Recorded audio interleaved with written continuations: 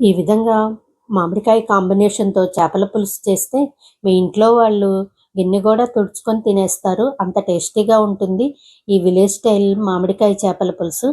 అందరికీ నమస్కారమండి. నేను రాణి. ఈరోజు నేను చూపించబోయే రెసిపీ విలేజ్ స్టైల్ మామిడికాయ చేపల పులుసు. ఇది మా చిన్నప్పుడు మా అమ్మమ్మ చేసి పెట్టే రెసిపీ. ఈరోజు మీకు షేర్ చేస్తున్నాను.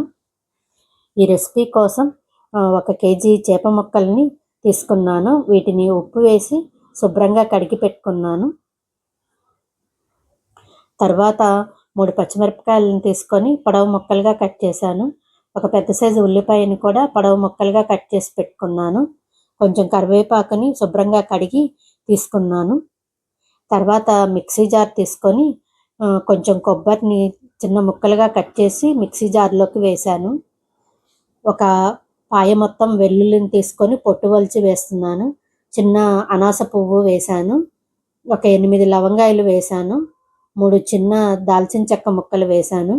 ఒక స్పూన్ ధనియాలు యాడ్ చేస్తున్నాను.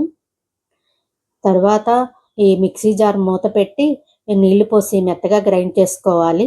లవంగాయలు ఘాటు ఎక్కువగా ఉంటే 6 లవంగాయలు వేసుకోండి, సరిపోతుంది. ఒక చిన్న సైజు నిమ్మకాయ అంత చింతపండు తీసుకొని నీళ్లు పోసి నానబెట్టుకోవాలి. తర్వాత దీన్ని పిసికి రసం తీసి పెట్టుకోవాలి.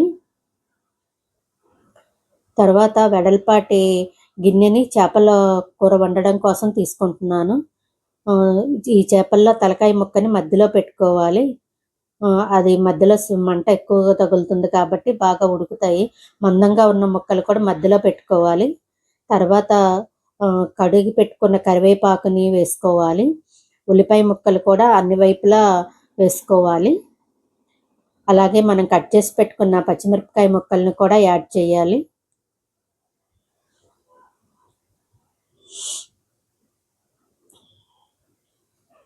ఇప్పుడు మామిడికాయని తురిమి పెట్టుకున్నాను. ఈ మామిడికాయ చాలా పుల్లగా ఉంది. పెద్ద స్పూన్‌తో 2 స్పూన్ల మామిడికాయ తురుము వేస్తున్నాను. పులుపు తక్కువగా ఉంటే ఇంకొంచెం వేసుకోవచ్చు. ఈ కాయ చాలా పుల్లగా ఉంది. అందుకని పెద్ద స్పూన్ తోటి 2 స్పూన్ల మామిడికాయ తురుము వేశాను. తర్వాత మనం గ్రైండ్ చేసి పెట్టుకున్న మసాలా పేస్ట్‌ని కూడా వేస్తున్నాను. ఈ మసాలా తురుము ఇదంతా ముక్కలన్నిటికీ కలిసేలాగా చల్లుకోవాలి. అన్ని ముక్కల్లో కలిసేలాగా చేసుకోవాలి. 3.5 టీ స్పూన్ల కూరకారం వేస్తున్నాను. కూరకారము నాన్ వెజ్ రెసిపీస్కి చాలా బాగుంటుంది. ఈ రెసిపీ కావాలంటే ఛానల్లో ఉంది చూడండి. కూరకారంని ఈజీగా తయారు చేయటం చూపించాను. 1.5 టీ స్పూన్ ఉప్పు వేస్తున్నాను. తర్వాత 4 టేబుల్ స్పూన్ల ఆయిల్ పడుతుంది. చేపల కూర కాబట్టి కొంచెం ఆయిల్ ఎక్కువే పడుతుంది. శనగ నూనె వేశాను. ఈ ఉప్పు, కారం, నూనె అంతా చేప ముక్కలకి కలిసేలాగా బాగా కలుపుకోవాలి. ఉల్లిపాయ ముక్కలు ఇవన్నీ చేప ముక్కలన్నిటిలో కలిసేలాగా బాగా కలుపుకోవాలి. ఇప్పుడు 1 స్పూన్ అల్లం వెల్లుల్లి పేస్ట్ వేస్తున్నాను. అల్లం వెల్లుల్లి పేస్ట్ కూడా బాగా కలిసేలాగా కలుపుకోవాలి. ఇప్పుడు ఈ గిన్నెని స్టవ్ మీద పెట్టుకోవాలి. స్టవ్ మంటని మీడియం ఫ్లేమ్లో ఉంచి ఈ చేప ముక్కల్ని ఉడకనివ్వాలి. గిన్నె మీద మూత పెట్టి ఉడకనిద్దాము. మసాలాలో నీరు ఉంది, చేప ముక్కల్లో కూడా నీరు ఊరుతుంది. అందుకని మంటని మీడియం ఫ్లేమ్లో ఉంచి ఉడికించాలి. ఈ నీరంతా ఇమిరిపోయేదాకా ఉడికించాలి. గిన్నెని అడుగంటకుండా గిన్నెని వీడియోలో చూపించిన విధంగా కుదుపుతూ ఉడికించుకోవాలి. మీ అందరికీ తెలిసిన విషయమే కదా, చేపల కూరల్లో గరిటె పెట్టి కలపకూడదు.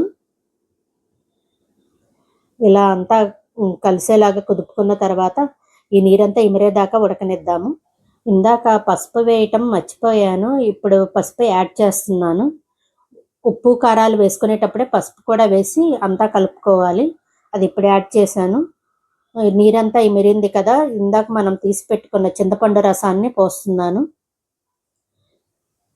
చింతపండు రసం కానీ నీళ్లు కానీ ముక్క మునిగేదాకా పోయాలి. ఇప్పుడు చాలలేదు, నీరు చాలలేదు. అందుకని ఆ చింతపండు పిప్పిలోనే ఇంకొంచెం నీళ్లు పోసి పిసికి రసం తీస్తున్నాను.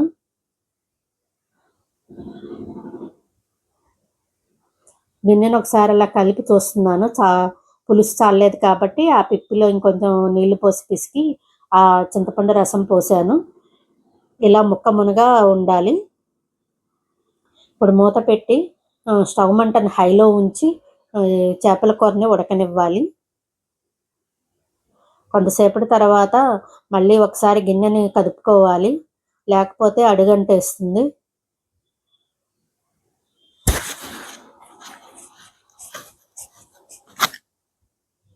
మళ్ళీ మూత పెట్టి ఇంకొంచెం సేపు ఉడకనిద్దాము. ఇప్పుడు గ్రేవీ కొంచెం చిక్కబడుతుంది. ఈ స్టేజ్లో స్టవ్ మంటని సిమ్లో పెట్టి ఇంకొంచెం సేపు ఉడకనివ్వాలి.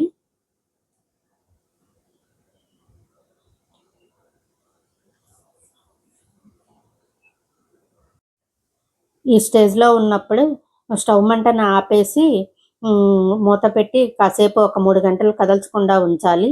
వేడి ఆరేతలకి పులుసు ఇంకా చిక్కబడుతుంది. అలాగే ముక్కలు కూడా ఉప్పు కారం బాగా పీల్చుకుంటాయి. ఈ రెసిపీ నచ్చిందా? నచ్చితే వీడియోని లైక్ చేయండి, షేర్ చేయండి. ఛానల్ని సబ్స్క్రైబ్ చేయని వాళ్ళు సబ్స్క్రైబ్ చేయండి. లాస్ట్లో కొత్తిమీర యాడ్ చేశాను. Thanks for watching.